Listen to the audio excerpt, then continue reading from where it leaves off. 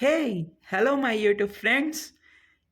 I hope you are all doing well in your respective fields. How are you all? I think good now? Yeah.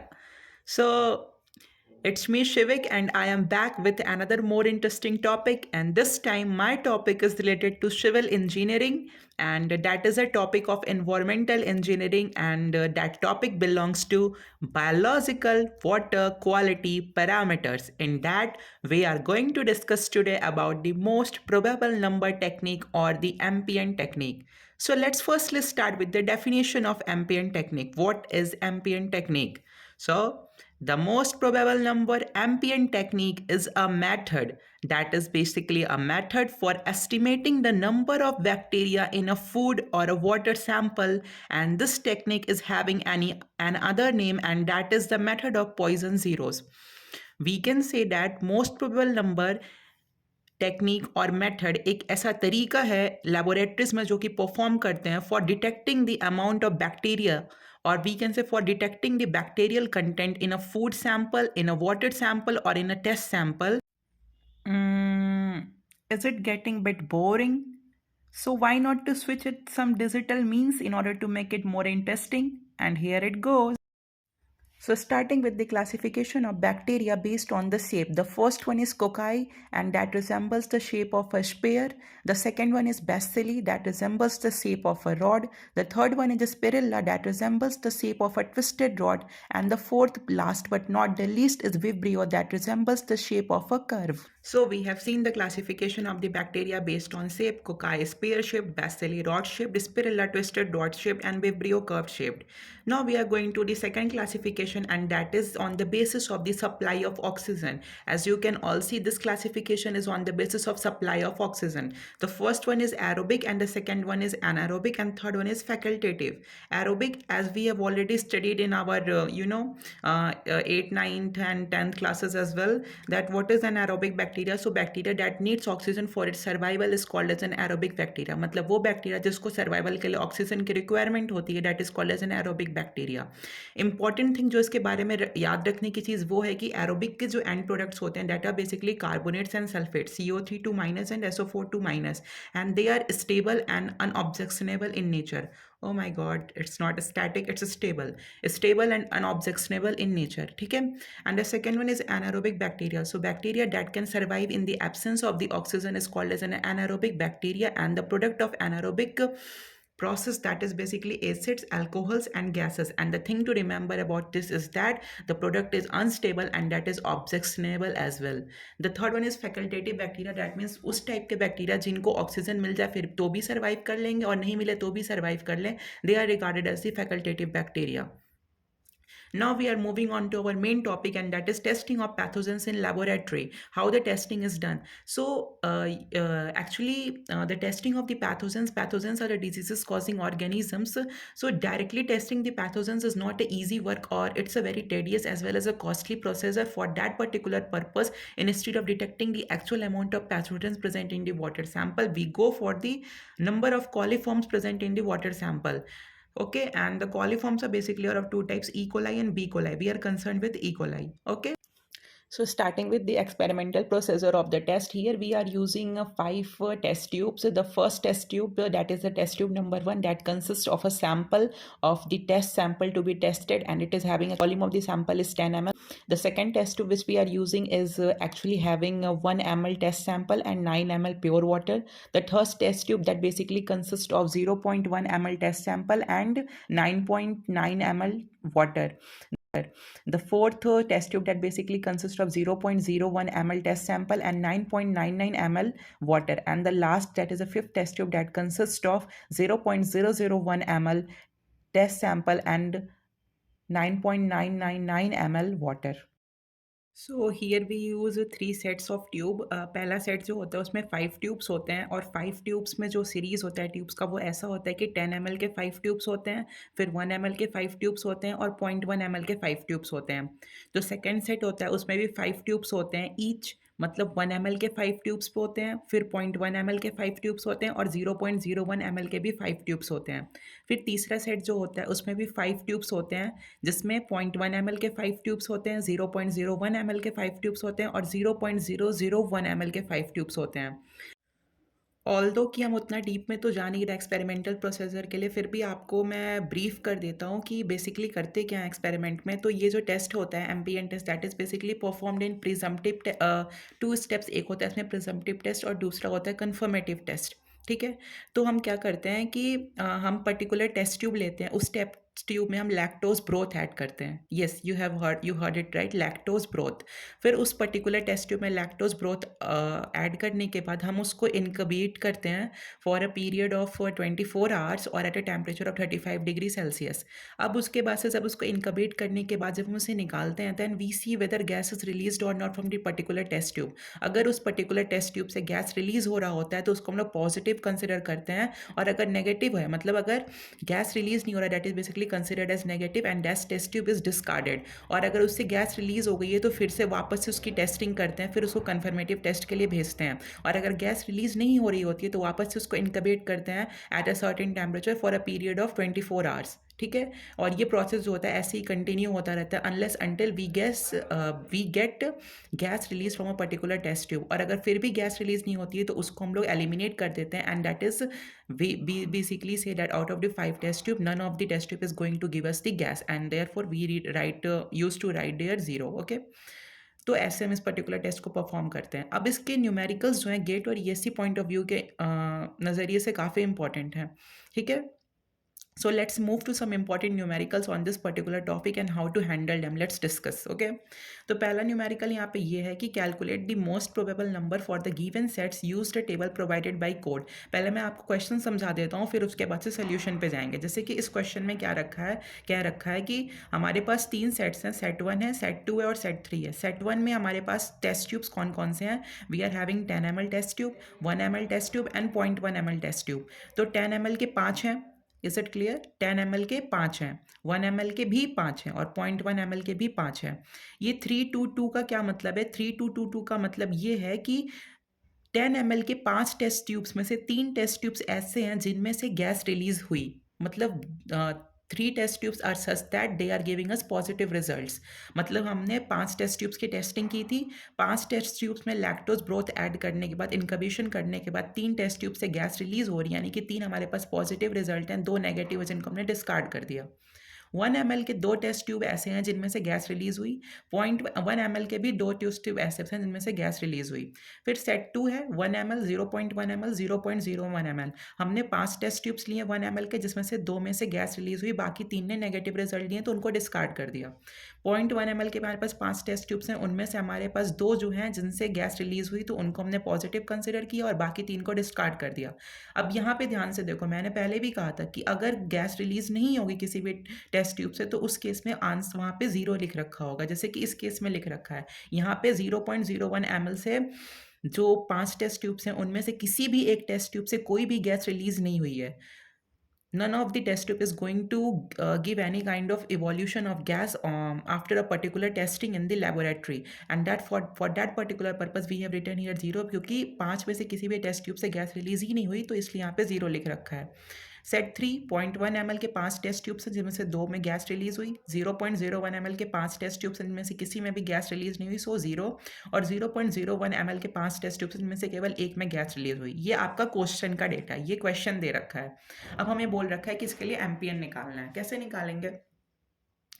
तो सबसे पहली बात तो आपको एक टेबल रिकमेंडेड होता है, एक कोड के अकॉर्डिंग टेबल होता है। उस टेबल में डिफरेंट इन नंबर्स के कॉरेस्पॉन्डिंग, जैसे कि 322, 222 और डिफरेंट वॉल्यूम्स के कॉरेस्पॉन्डिंग एम्पियर वैल्यू पहले से स्पेसिफाई कर रखा होता है। आपको बस इस सेट में से एक सेट सेलेक्ट करना होता है और फिर उसके कॉरेस्पॉन्डिंग एम्पियर वहाँ से रीड करके उसको रिपोर्ट करनी होती है। Let me show you the table. So this is the table which I am talking about, that is basically provided by code given by McCarty. Okay, तो यहाँ पे इस टेबल में जैसे कि क्या स्पेसिफाई कर रखा है, इसमें particular sample volume 10 ml 1 ml और 0.1 ml मतलब एक पर्टिकुलर सेट के कॉरेस्पॉन्डिंग एम्पियन वैल्यूज़ दे रखी हैं। जैसे कि यहाँ पे 5 टेस्ट ट्यूब्स हैं 10 ml के, उसमें से 2 के रिजल्ट्स पॉजिटिव हैं, 2 में गैस रिलीज़ हुआ और 3 में नहीं हुआ। यहाँ पे 1 ml के 5 टेस्ट ट्यूब्स हैं जिनमें से 3 में गैस रिलीज़ हुआ और 2 में नहीं हुआ। यहाँ पे 0.1 ml के 5 टेस्ट ट्यूब्स इनमें से 1 में गैस रिलीज़ हुआ और बाकी 4 में नहीं हुआ, तो उसके कॉरेस्पॉन्डिंग एम्पियन 30 है। आपको भी अपने क्वेश्चन में से एक सेट सेलेक्ट करना है जो कि आंसर होगा और उस सेट के कॉरेस्पॉन्डिंग इस टेबल से एम्पियन को रिपोर्ट कर देना है।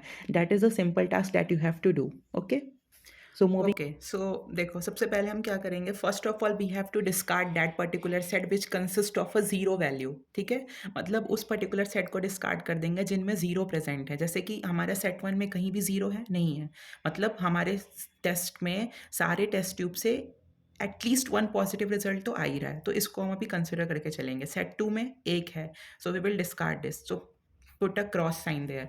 So we have discarded set two क्योंकि उसमें सेट टू में हमारा 0.01 ml का एक ऐसा था जहाँ पे हमारा गैस रिलीज नहीं हो रहा था, मतलब 5 में से एक भी टेस्ट ट्यूब में गैस रिलीज नहीं हो रहा था, तो we have discarded that particular set. Okay, अब उसके बाद से सेट थ्री में आए तो सेट थ्री में 0.01 ml के केस में भी ऐसा हो रहा है, तो उसको भी हमने डिस्कार्ड कर दिया। 3 में से 2 डिस्कार्ड हो गए तो बचा कितना, एक। So that is our answer, that is 10 ml। और वो कौन सा सेट है, वो सेट है 10 ml 1 ml 0.1 ml और उसमें 3 2 2। So we will move to our table and from that particular table we will see that for 10 ml 1 ml and 0.1 ml 3 to 2 corresponding what is the ambient value। ये चीज़ भी आप ध्यान रखना, कई बार ये ऐसा हो सकता है कि टेबल में 10 ml 1 ml और 0.1 ml के कॉरेस्पॉन्डिंग दे रखा हो, आपका जो सेट आ रहा हो उसमें ये वैल्यू ना आके ये आ रही हो, तो फिर आपको डाइल्यूशन फैक्टर से मल्टीप्लाई करना पड़ेगा। अभी उसका क्वेश्चन भी हम आगे देखेंगे, पर इसका आंसर आपको समझ में आ गया होगा कि 10 ml 1 ml 0.1 ml है। 322 टेबल में जाके देखेंगे कि 322 के कॉरेस्पॉन्डिंग एम्पियन वैल्यू कौन सी है। सो टेबल में हम जाएंगे तो हम देखेंगे कि 322 के कॉरेस्पॉन्डिंग जो एम्पियन वैल्यू आ रही है that is coming out to be 50। See, हमारा जो सेट था उसमें भी 10 ml था, 1 ml था और 0.1 ml था जो कि यहाँ पे मैंशनड है, और हमारे जो रिजल्ट्स थे वो 322 थे और उसके कॉरेस्पॉन्डिंग एम्पियल पर 100 ml जो है वो 50 है। सो हमारा आंसर क्या हो जाएगा, our answer in this particular case will be how much, it will be equals to 50। so we will report our answer as 50। I hope it is clear to you all। okay, now we are moving to our next important question, and this is this question, this problem set 2, and here we are having 3 sets, again the same sets, and these are the values given। I hope you are all means आप सबको ये समझ आ रहा है कि ये क्या लिख रखा है, ये क्या रिप्रेजेंटेशंस क्या बता रही हैं, क्योंकि मैंने अभी इसको ब्रीफ कर रखा है पहले। ओके, तो उसके बाद से अब इसमें हम आते हैं। अब यहाँ पे देखो तो किसी भी सेट से हमें नेगेटिव रिजल्ट नहीं मिल रहा है, हर टेस्ट से मतलब हर सेट से हमें कोई ना कोई पॉजिटिव रिजल्ट मिल ही रहा है। So it is very difficult, मतलब अब तो डिफिकल्ट हो गया ना फिर कि हम कौन सा सेट लें कौन सा सेट ना लें। In this particular case it will be going to very difficult. So ऐसे केस में जब ऐसा आपके पास सिनेरियो आ रखा हो तो आपको वो सेट सेलेक्ट करना है जिसमें डाइल्यूशन मैक्सिमम हो। Yes, you heard it right, आपको वो सेट सेलेक्ट करना है जिसमें डाइल्यूशन मैक्सिमम हो। जैसे कि ये 10 ml 1 ml और 0.1 ml, तो सबसे कंसनट्रेटेड ये है क्योंकि इसमें 10 ml टेस्ट सैंपल है,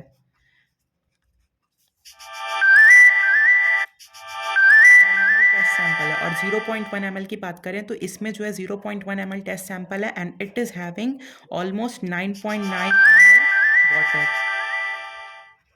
ओके, सो 9.9 ml वाटर है और यहाँ पे वाटर 0 ml है, तो ये डाइल्यूटेड ज़्यादा है तो मैक्सिमम डाइल्यूशन है। So we will select this one.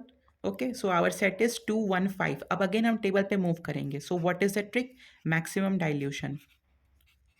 Dilution आपको पता है इसमें वाटर से इसमें ज़्यादा वो डाइल्यूशन होता है, ज़्यादा डाइल्यूटेड होता है। अब हम वापस से टेबल में मूव करेंगे और फिर उस टेबल में हम लोग देखेंगे 215 के कॉरेस्पॉन्डिंग क्या एम्पियन वैल्यू है।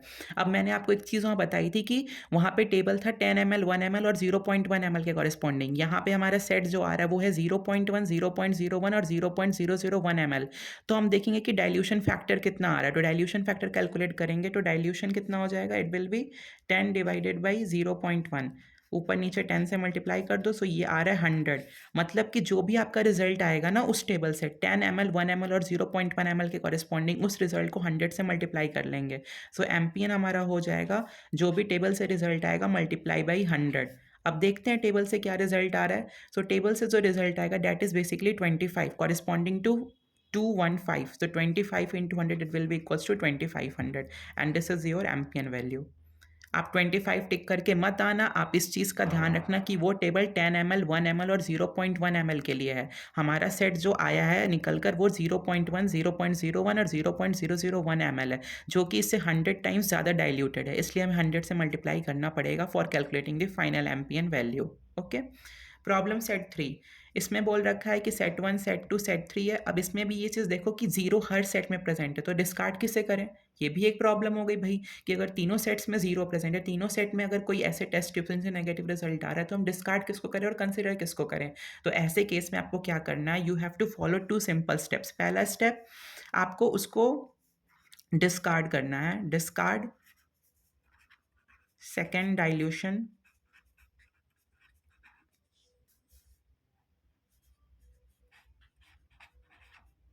इसमें ये करना है आपको कि जिसका सेकंड डाइल्यूशन नेगेटिव आ रहा है उसको डिस्कार्ड कर दो, ठीक है? तो इनमें से देखो, सेकंड डाइल्यूशन नेगेटिव मतलब सेट सेकंड नहीं, डाइल्यूशन सेकंड। मतलब जैसे कि ये सेट 1 है तो इसका सेकंड डाइल्यूशन ये वाला, ये सेट 2 तो इसका सेकंड डाइल्यूशन ये वाला, ये सेट 3 तो सेकंड डाइल्यूशन ये वाला।